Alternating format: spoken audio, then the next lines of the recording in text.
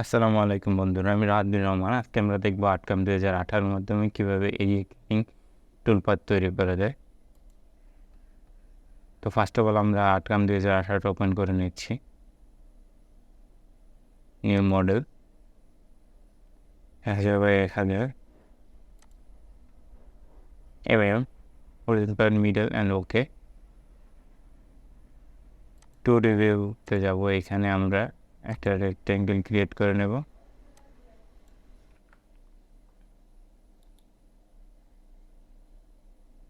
রেক্ট্যাঙ্গেলের পরে এখানে আমরা একটা সার্কেল নেব, সার্কেল নেব।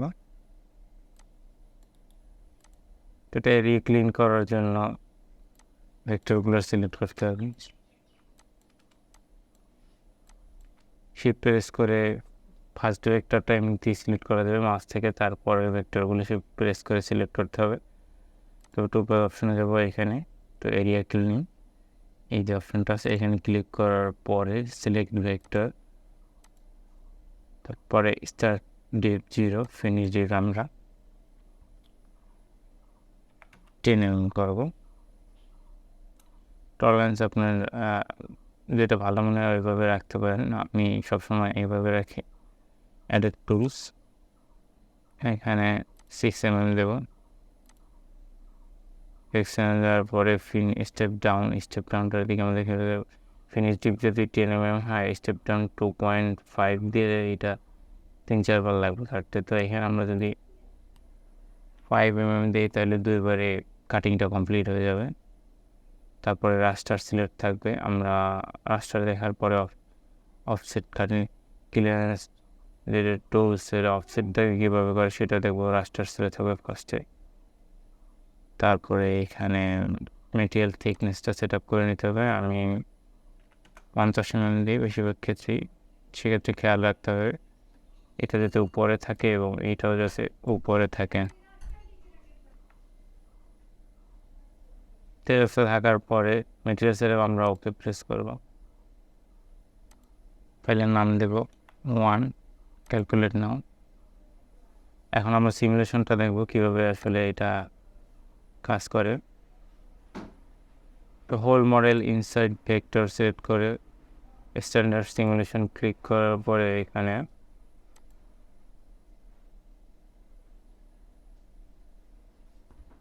দেখতে পাচ্ছি না,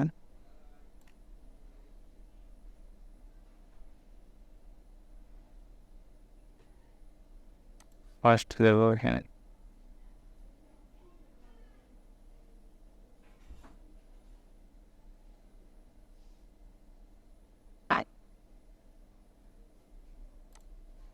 আমাদের ভেক্টরগুলো কীভাবে মানে কাটিংটা হইলো, এই যে রাস্টার সিস্টেম, এখানে কিন্তু রাস্টার সিস্টেমে কাটিংটা হয়েছে। তো ফার্স্ট ভেক্টর সিলেক্ট করার পরে সেকেন্ড ভেক্টরের কিন্তু ভিতর সাইডটা কিন্তু এখানে কাটিংটা হয় নাই।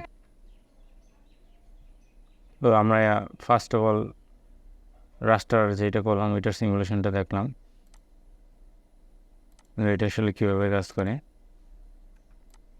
এই যে রাস্টার সিমুলেশনটা কীভাবে আসলে রাস্টারটা, এখন আমরা রাস্টার নাম এখন অফসাইড এটা দিয়ে দেখবো। ক্লাম্বিং ইনসাইড এবং আউটসাইড এখানে দুটো অপশন আছে। ইনসাইড যদি সিলেক্ট করি তাহলে আপনার এই ইনসাইড থেকে কাটিংটা শুরু হবে, আউটসাইডে শেষ হবে। আমরা দেখবো ক্যালকুলেট নাও। তো সিমুলেশনটা দেখব, টু সিমুলেশন।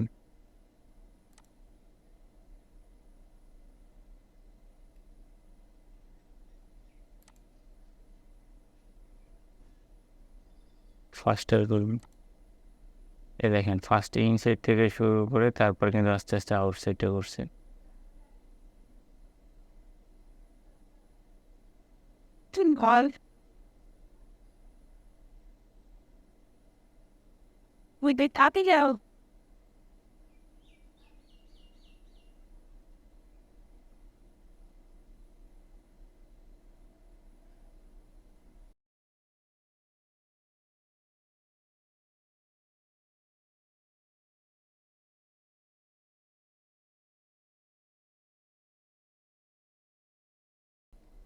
আউটসাইড দিয়ে দেখবো এখানে 3 সিমুলেশন,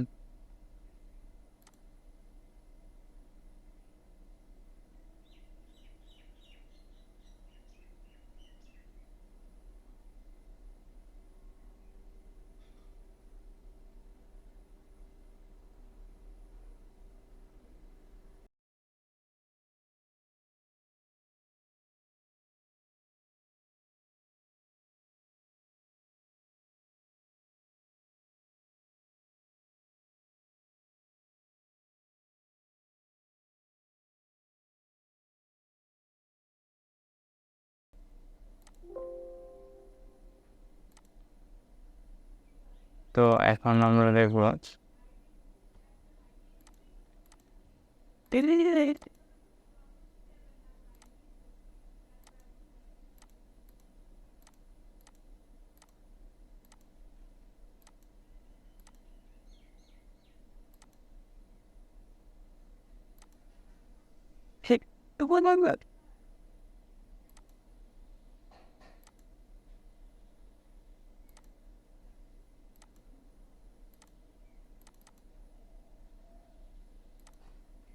এখন আমরা দেখবো এই যে ভেক্টর দুইটা সিলেক্ট করলাম, এটার ভিতরেও যদি আরেকটা ভেক্টর থাকে সেক্ষেত্রে কীভাবে কাজ করবে।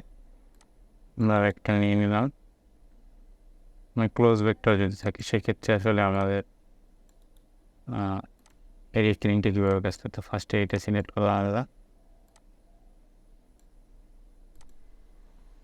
তো 3টা সিলেক্ট করে নেব, তারপরে এরিয়া ক্লিনিংয়ে চলে যাব, ফিনিশ ডিপ 10 mm দেবো, অ্যাডেড টুল এখান থেকে 6 mm সিলেক্ট করবো,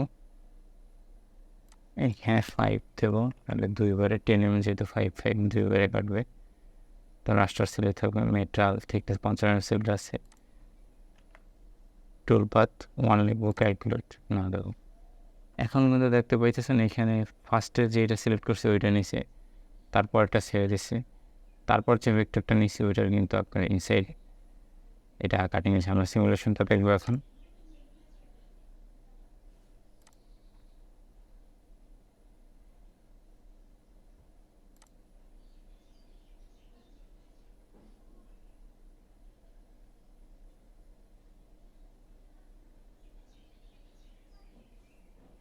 আসলে এরিয়া ক্লিনিক টুলপাথগুলো আসলে এইভাবে কাজ করে। আশা করি আপনারা বিষয়টা বুঝতে পারছেন। তারপর যদি কোথাও কোনো সমস্যা থাকে কমেন্ট বক্সে জানাবেন, আমরা ওই বিষয়ের উপর পরবর্তীতে ভিডিও তৈরি করার চেষ্টা করব। তো আজকে এই পর্যন্তই। আসসালামু আলাইকুম।